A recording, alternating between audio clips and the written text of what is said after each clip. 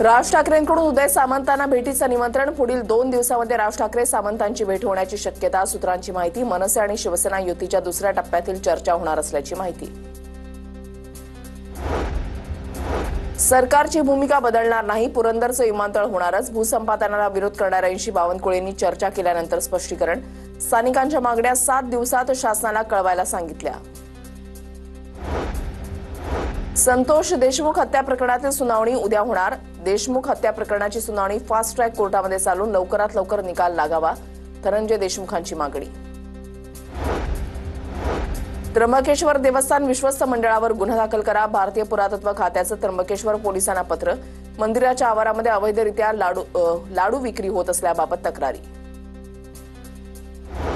मे महिन्याच्या सुरुवातीला मुंबईला पाणीपुरवठा करणाऱ्या धरणातील पाणीसाठा 23%। मुंबईकरांवर पाणी कपातीची टांगती तलवार। 15 मे पर्यंत आढावा घेऊन पाणी कपातीबाबत निर्णय, पालिकेकडून स्पष्ट।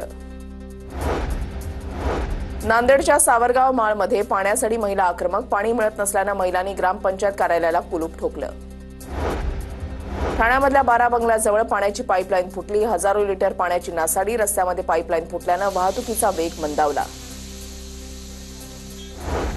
मध्य प्रदेशमधल्या युवकाचा भंडाऱ्याच्या तुमसरमध्ये अल्पवयीन मुलीसोबत विवाह। जिल्हा बाल संरक्षण अधिकाऱ्याकडून गुन्हा दाखल। पोलिसांकडून अधिक तपास सुरू।